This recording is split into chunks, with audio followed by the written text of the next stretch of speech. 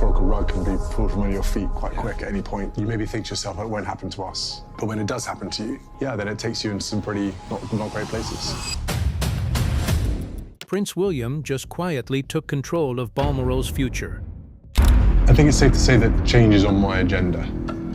Change for good.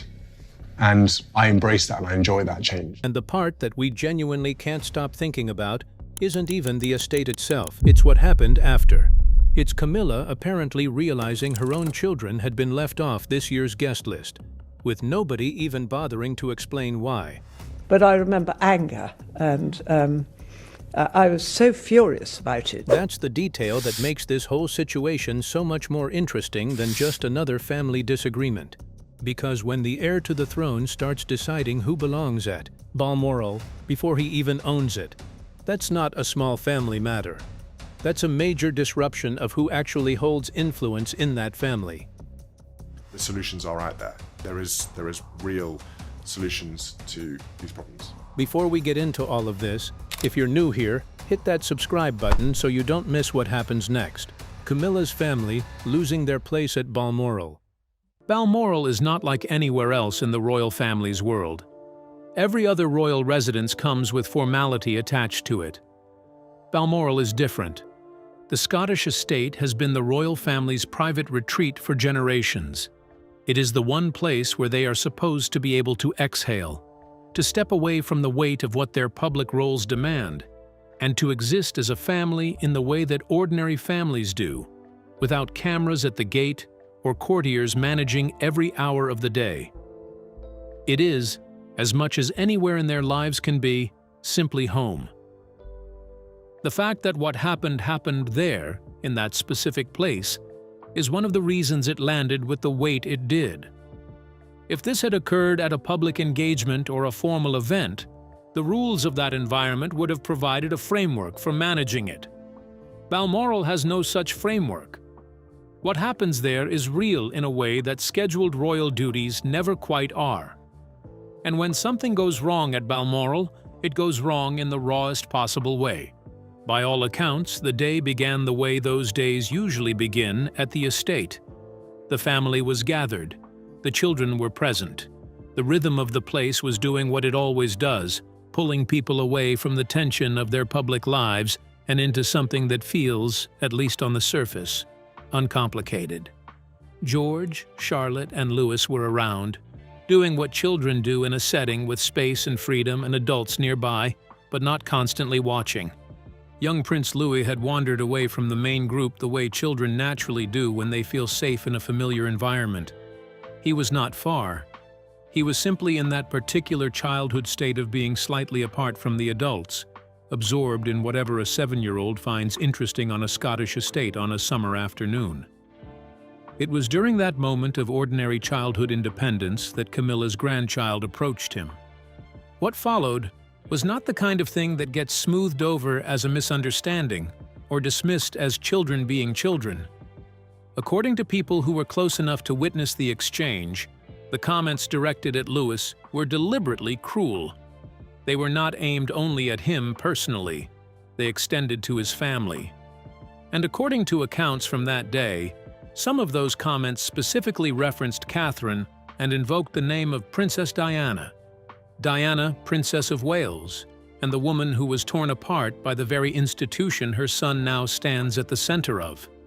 A woman whose name still carries enough emotional weight that invoking it, in any context involving William's children, is not a neutral act.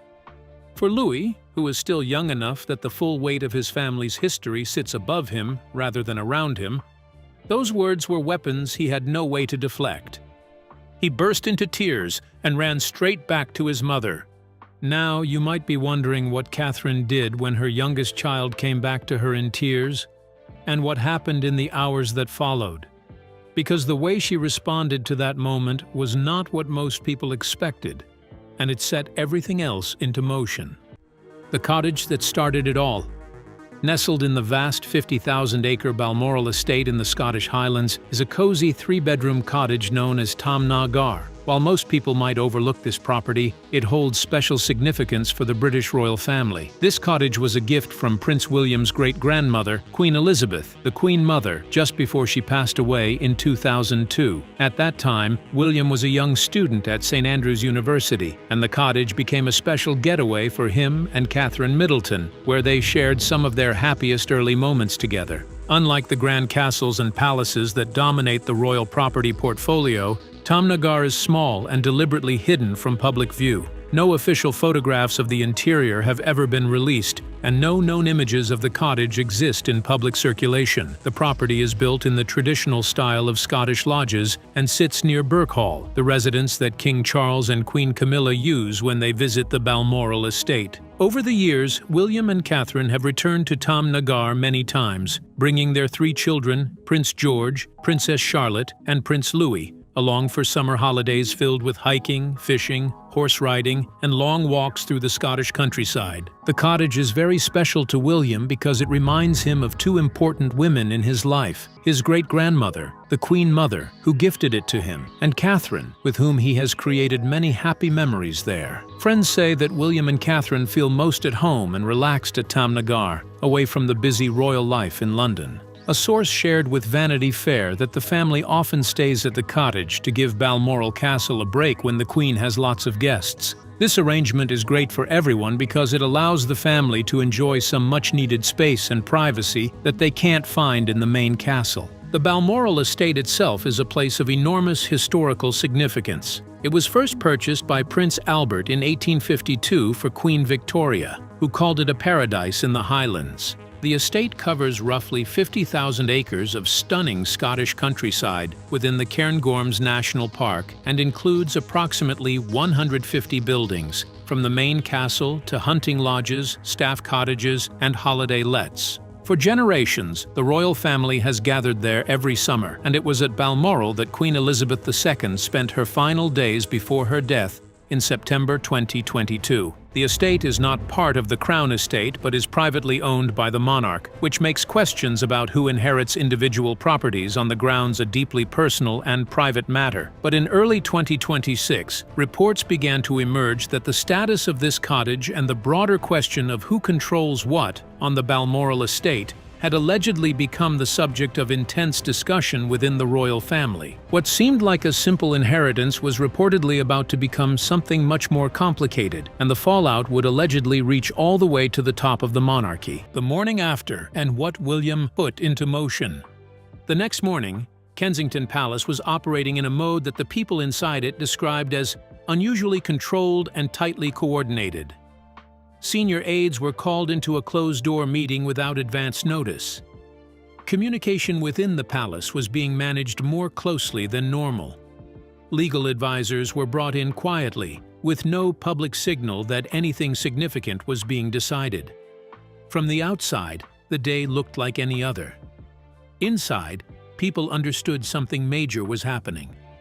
William walked into that meeting carrying a briefing folder. What it contained, according to sources familiar with the situation, was a detailed and methodical breakdown of how Camilla's wider family's presence within royal life was going to be reduced, not adjusted slightly over time, not quietly discouraged through subtle social signals, reduced in a way that was thorough, specific, and had clearly been thought through well before he walked into that room. Event invitations that had become routine were going to be reviewed. Balcony appearances, which are among the most visible symbols of proximity to the monarchy's public image, were on the table. Ceremonial roles, honorary participation, any form of official visibility, all of it was being examined with the clear intent to pull back what had been allowed to accumulate over time. Some staff members in that room began referring to what was happening among themselves as the eraser mandate, a phrase that captured the methodical and deliberate quality of what was being removed. What struck people most was not the scope of the decision. It was the manner in which William was carrying it out. There were no outbursts. There was no visible frustration leaking into the room. He was composed, focused, and precise in a way that communicated to everyone present that what was happening was not a reaction made in emotion. It was a decision made with full intention after careful thought. That matters more than it might initially seem. Decisions made in the heat of a difficult moment tend to fade. They get walked back over days or weeks as the emotion that produced them cools down and the pressure to maintain institutional harmony reasserts itself. Decisions made with this kind of composure and deliberate structure do not behave the same way. The people in that room understood that, and it was part of why the atmosphere was the way it was. What happened next was the part that genuinely caught people inside the institution off guard. Because in the royal family, there is a framework for how significant decisions are supposed to be made. You consult, you discuss, you bring in the relevant voices, and you work through the chain of authority before you act. That is not merely a formality, it is how the monarchy has maintained internal order across generations. William bypassed it entirely. He did not go to King Charles before putting his directive into motion. He acted first and then informed his father afterward in writing. The letter, by all accounts, was respectful in tone. Nobody who has heard about it has described it as aggressive or hostile, but the content made one thing unmistakably clear. Charles was being told what had already been decided, not consulted about whether it should happen. There was no request for feedback, no opening for reconsideration. It was a notification, not a proposal. For courtiers who have spent their careers operating within the established hierarchy of that institution, the sequence of events was genuinely startling. Not because William had done something publicly scandalous, but because of what it revealed about how he is beginning to operate. But if William bypassed the king to make this happen, how did Charles actually respond? And whose side did he take? The Balmoral insult. What should have been a calm and carefully managed royal gathering at Balmoral took a very different turn, becoming a moment many insiders now describe as a turning point inside the monarchy.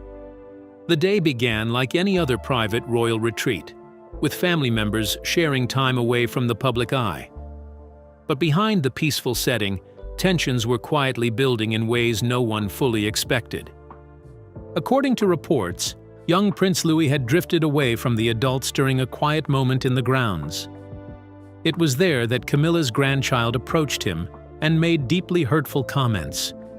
The remarks were said to target not only Louis himself, but also his family.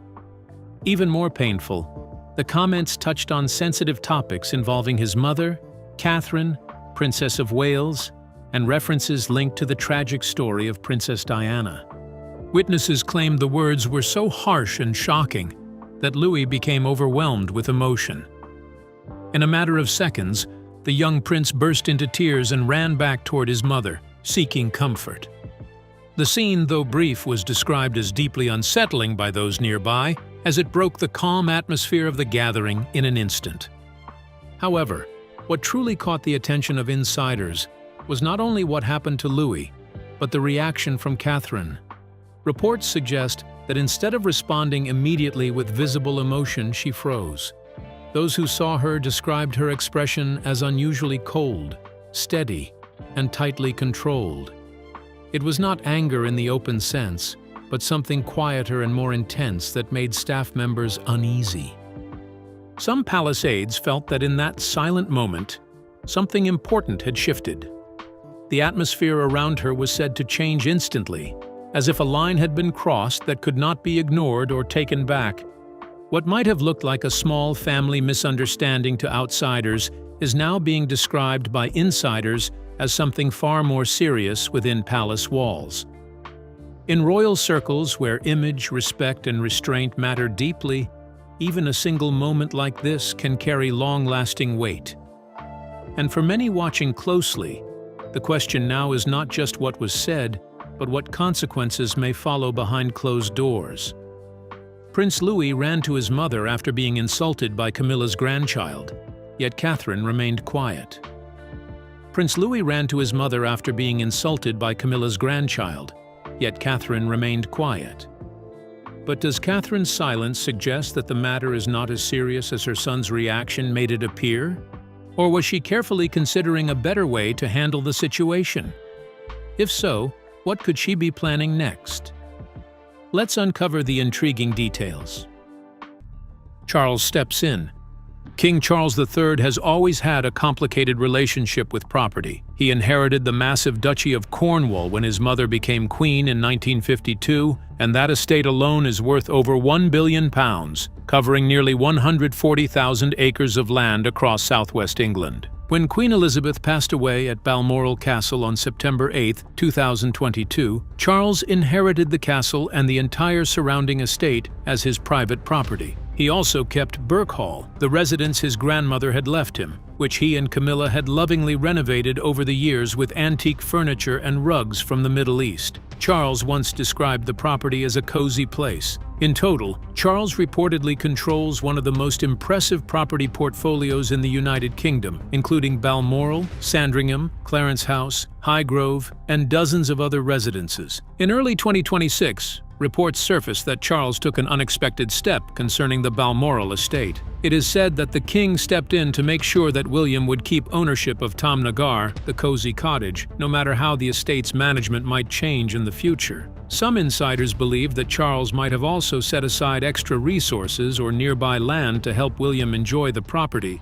creating a lasting spot on the estate for the next generation. Lately, this choice has seemed very important. Since the beginning of 2024, Charles has been getting treatment for cancer. Even so, he has shown amazing strength by keeping up with his royal duties. Many people are wondering how long he will remain king. Palace sources say that Charles has been working hard to organize the royal family's matters, fixing old disputes, clearing obstacles, and making sure that William is prepared to take over a strong and well-managed monarchy when the time comes. This focus on preparation has reportedly extended to the physical properties of the crown, and the Balmoral estate has been at the heart of those discussions. Charles opened Balmoral Castle to public tours for the first time in 2024, a decision that no previous monarch had ever made. He also created a Celtic maze in the castle gardens as a tribute to his late mother, and he continued the tradition of hosting family members at the estate during the summer months. In January 2026, Charles was spotted attending a Sunday service at Crathie Kirk near Balmoral, marking one of his first visits to Scotland that year. These changes and gestures showed a king who was actively reshaping his inheritance and thinking carefully about legacy. The Tom Nagar decision was allegedly part of that larger effort to tidy up the royal estate and make clear decisions about who would control what in the years ahead. But what made this particular decision so explosive was not what Charles gave to William. It was allegedly she who he left out of the arrangement entirely, and the ripple effects of that exclusion would reportedly be felt across the entire royal household. What William's response reveals about the king he is becoming. Through all of the public reaction and all of the internal pressure, William did not soften a single element of what he had put into motion. The directive held. Every decision from that closed-door meeting remained in place without adjustment or compromise. Nothing was walked back to ease the institutional friction or manage the optics of having bypassed the normal chain of authority. For people watching closely, that consistency communicated something important all on its own. It said that what they were observing was not a reaction produced by a stressful weekend that would fade as the emotional intensity of the moment passed. It was a position. William was holding it, and the hold was firm in a way that reflected something more durable than passing frustration. People who have followed his trajectory carefully across the years will tell you this did not arrive from nowhere. William has always operated with a particular combination of qualities that is less common than it might appear. In public, he is warm, accessible, and genuinely engaging in a way that makes people feel that what they bring to him actually reaches him. He does not perform empathy. He connects. That quality has been consistent across enough different kinds of public encounters that it does not read as a practiced skill. It reads as a genuine aspect of how he relates to people. But alongside that warmth, and not in contradiction with it, there is something considerably harder and more private. When something crosses a line for him, especially involving his children, his wife, or the specific set of emotional principles he has spent his adult life building around, the response that follows is not loud and temporary. It is quiet and permanent. He processes privately. He decides carefully. And then he acts in a way that holds regardless of what comes back at him from the institution around him. That combination is a significant asset for someone preparing to lead one of the world's most scrutinized institutions. The warmth means people trust him because he feels genuinely human and present. The firmness means the people working around him, and occasionally against him, understand that he is not someone who can be managed with appeals to tradition or hierarchy when he has already made up his mind about something that matters to him.